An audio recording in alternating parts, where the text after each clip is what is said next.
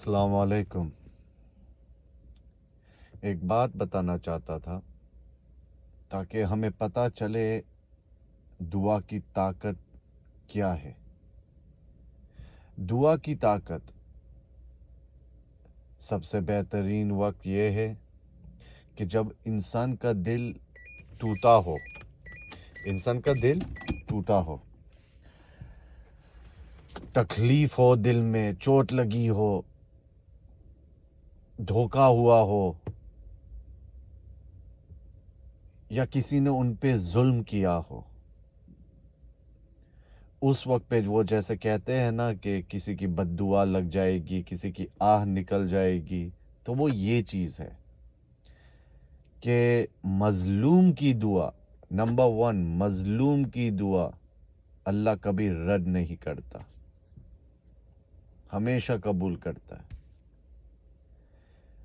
پھر دوسرا شخص وہ ہے جو ضرورت مند ہو۔ ضرورت مند کیسا؟ سفر کرنے والا۔ وہ ہر چیز کا ضرورت مند ہوتا ہے، کھانے کا، پینے کا، پیشاب پانی کرنا ہے تو بھی اس کو جگہ ڈھونڈنی پڑتی ہے، ہر چیز کا ضرورت مند ہو جاتا ہے، نہانے دھونے کا، کھانے پینے کا، سواری کا، تھکان کا، بہت سی چیزوں کا ضرورت مند بن جاتا ہے۔ تو ایسے ضرورت مند کی دعا کیوں قبول اور عام ضرورت مند کی کیوں؟ اس وجہ سے کہ ضرورت مند تکلیف میں ہوتا ہے، وہ جب بھی کچھ مانگتا ہے تو وہ ایسا لگژری کے طور پہ نہیں مانگتا کہ مجھے ایکسٹرا پانی چاہیے، مجھے آرام سے سونا ہے، مجھے بیڈ چاہیے، مجھے یہ چاہیے۔ وہ اس کی بیسک ضرورتوں کے لیے بھی محتاج ہو جاتا ہے، چاہے کوئی بھی ہو سفر کرنے والا۔ کروڑ پتی آدمی نکلتا ہے اس کے گھر سے، گاڑی میں بیٹھا، لمبی سواری ہے، ٹریفک جام میں پھنس گیا، وہ کروڑوں اربوں پتی ہے لیکن ایک پانی کے لیے بھی محتاج بن جاتا ہے۔ جو آرام کی جگہ ہوتی ہے سونے کی تو وہ نہیں ملتا، جس طریقے سے کھانا ہونا چاہیے اس کے حساب سے جو اس کو نہیں ملتا، وہ بھی اس کو بیسک کھانا ہی ملتا ہے۔ تو سفر کرنے والے کی دعا۔ پھر تیسرا بندہ یہ ہے، تیسرا بندہ کون؟ تیسرا بندہ یہ کہ جو باپ کی دعا، باپ کی دعا۔ ابھی اس میں تھوڑی سوچنے کی بات ہے، باپ کی دعا اپنی اولاد کے لیے کیوں؟ کیونکہ وہ شخص، وہ ایک باپ جو صبح سے شام تک رات دن محنت کرتا ہے اپنی بیوی بچے اولاد کے لیے، اس کو کبھی کبھی اتنا بھی وقت نہیں ملتا کہ وہ کچھ مانگے۔ ماں کی نعمتیں ہم سنتے ہیں کہ ماں ہر نماز کے بعد، ہر دعا کے بعد، ہر روزے کی حالت میں، ہر وقت اپنی اولاد کے لیے دعا کرتی رہتی ہے۔ لیکن ہمیں یہ چیز دیکھنی ہے، ایک باپ کی دعا کو اتنی اہمیت کیوں دی گئی ہے؟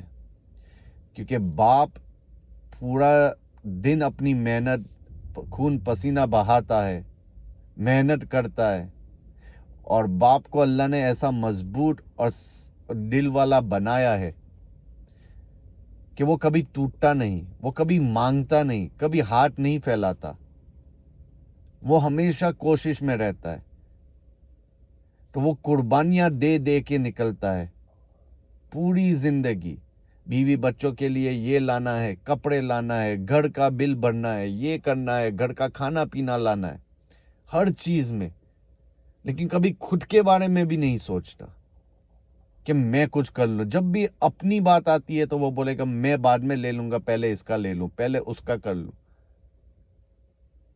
اور اس میں سے بھی اگر بچ جاتا ہے تو وہ باپ ایسا کہتا ہے کہ ابھی مجھے ضرورت نہیں، یہ پیسہ رہنے دو، آگے جا کے بچوں کو ضرورت میں کام لگے گا، بیوی بچوں کی ضرورت میں کام لگے گا۔ تو اس حساب سے جب وہ باپ مانگتا ہے اللہ کے پاس اپنی اولاد کے لیے ہو یا عام دعا مانگتا ہے رو رو کے دل سے، تو اللہ بھی جانتا ہے یہ ایسے ویسے نہیں آیا ہے، دل سے مانگ رہا ہے, پکار رہا ہے, کیونکہ وہ بھی تو جانتا ہے جیسے وہ بیوی کے لیے, وہ بچوں کے لیے باپ کے سوا کوئی اور ذریعہ نہیں ہے یہ ساری نعمتوں کے لیے, ایسے ہی وہ بھی جانتا ہے کہ اللہ کے سوا کوئی اور اس کی ضرورت پوری کرنے والا نہیں ہے, کوئی اور نہیں ہے سوائے اللہ کے, کوئی اس کی ضرورت پوری کرنے والا نہیں. تو یہ چیز بھی ہے. تو اللہ پہلی چیز تو ہمیں توفیق عطا فرمائے سچے پکے دل سے دعا مانگنے کی, کہ ہم مانگے تو ایسے مانگے کہ ہمارے الفاظ بھی ہمیں پتہ نہ ہو ہم کیا بول رہے, ہماری زبان کے الفاظ بھی ہمیں پتہ نہ ہو ہم کیا مانگ رہے. تو ایسی دعا ہو کہ دل سے جو بھی نکلے تو نکل جائے, دل سے ہو. ایک بندے کا واقعہ یاد آ گیا, جہاں وہ دعا مانگتے مانگتے اللہ کو کہہ بیٹھتا ہے کہ میں تیرا مالک اور تو میرا بندہ. اللہ کو کہہ رہا ہے تو میرا بندہ, جبکہ ایسا ہونا چاہیے کہ میں تیرا بندہ اور اللہ تو میرا مالک.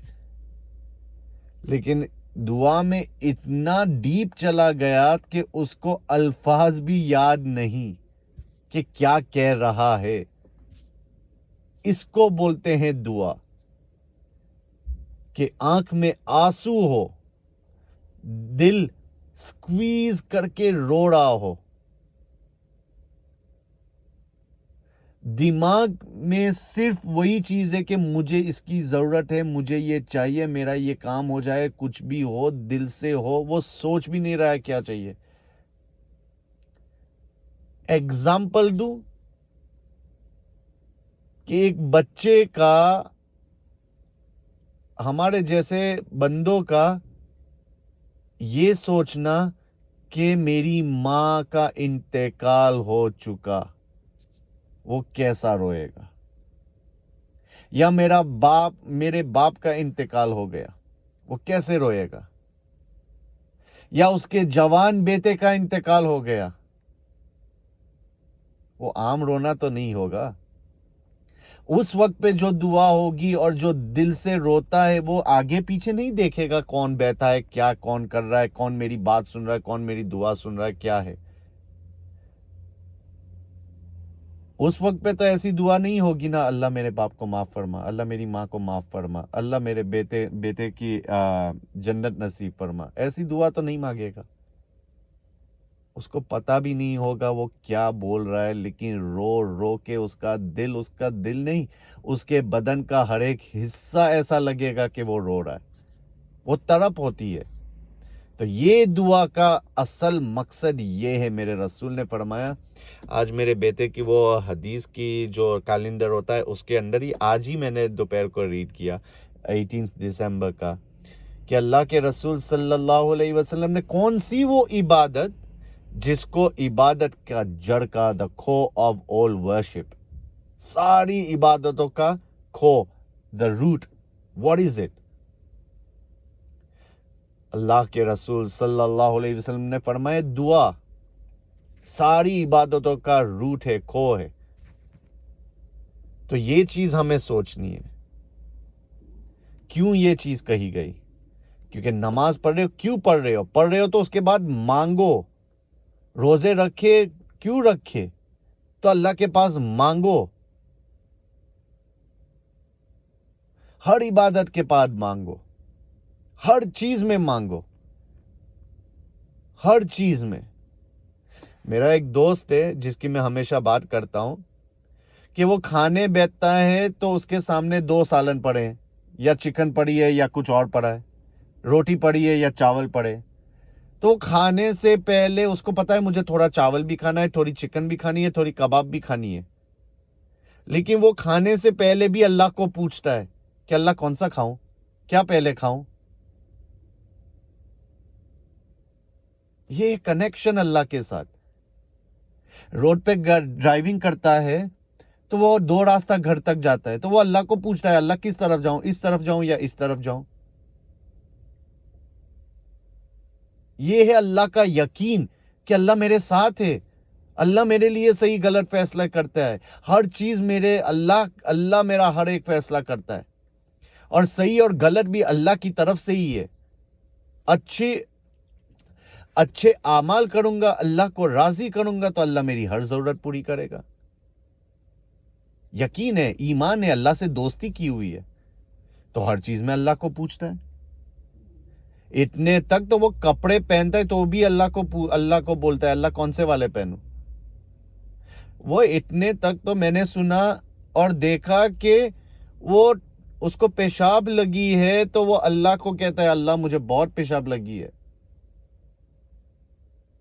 یہ ایمان ہے، یہ ایمان ہنسنے کی بات نہیں، یہ ایمان ہے کہ he has so much faith کہ میرا اللہ میری ہر چیز دیکھ رہا ہے، سن رہا ہے، میری ہر ضرورت کو پوری کرنے والا ہے، ہر ضرورت کو پوری کرنے والا ہے۔ وہ اتنے تک جانتا ہے کہ میں پیشاب کی بات میں شرمندہ نہیں ہوں، کیونکہ یہ ضرورت بھی اللہ نے پیدا کیا ہے۔ ہمارا ایمان ایسا ہو، جب ہمارا ایمان ایسا بنے گا تو اللہ ہماری ہر دعا، ہر تمنا پوری کرے گا، مانگنے کی بھی ضرورت نہیں پڑے گی۔ آپ سوچو گے اللہ آپ کے سامنے کھڑا کر دے گا، اللہ آپ کی ضرورت پوری کرے گا، لیکن ایمان ہی نہیں، یقین ہی نہیں ہے۔ ضرورت پڑی تو ذریعے ڈھونڈے گا جو غلط نہیں ہے، لیکن سب سے پہلے جیسے یہ شخص نے، اس کو پتا ہے اس کو کھانا ہے، باتھ روم جانا ہے، کپڑے پہننے ہیں، وہ تو کرنا ہی ہے، ذریعے ہے ساری چیز۔ طاقت کے لیے کھانا پڑے گا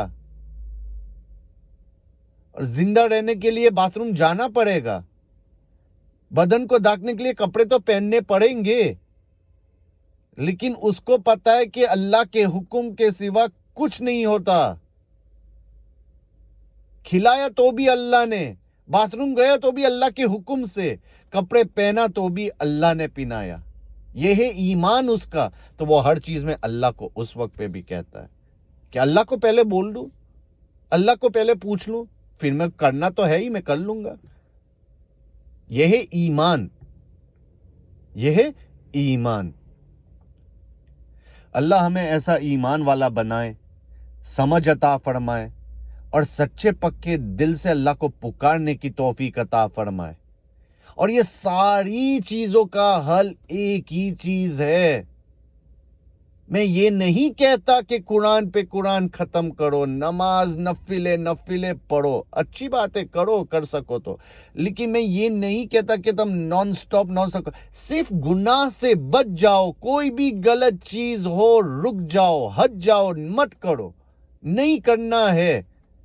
اور جو شخص زیادہ سے زیادہ گناہوں سے بچے گا، اللہ اس کو ایسا بندہ بنائے گا کہ وہ الفاظ نکلنے سے پہلے اللہ اس کی دعا قبول کر لے گا، ضرورت آنے سے پہلے اللہ اس کو عطا کر دے گا۔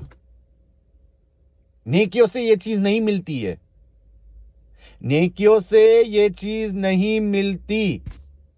دن کے 10 قرآن ختم کرو تو یہ نعمت جو ہے کہ تمہارے پکارنے سے پہلے اللہ عطا فرمائے، نہیں ملے گی۔ یہ نعمت اللہ نے رکھا ہے اس کے پیچھے کہ جو زیادہ سے زیادہ گناہوں سے بچے گا، اس کی ہر ضرورت، ہر تمنا اس کی سوچ سے پہلے میں عطا کر دوں گا، ضرورت آنے سے پہلے قبول کر لوں گا، اس کے ہاتھ اٹھانے سے پہلے اس کو دے دوں گا۔ تہجد کے وقت میں کیسی ہوتی ہے دعا؟ ایسی ہی اللہ کہتا ہے کہ تہجد تو دور کی بات، میں پورے دن اس کی ضرورت پوری کروں گا۔ گناہوں سے بچنا، اللہ ہمیں عمل کرنے کی توفیق عطا فرمائے، گناہوں سے بچنے کی توفیق عطا فرمائے، آمین یا رب العالمین، قبول فرما۔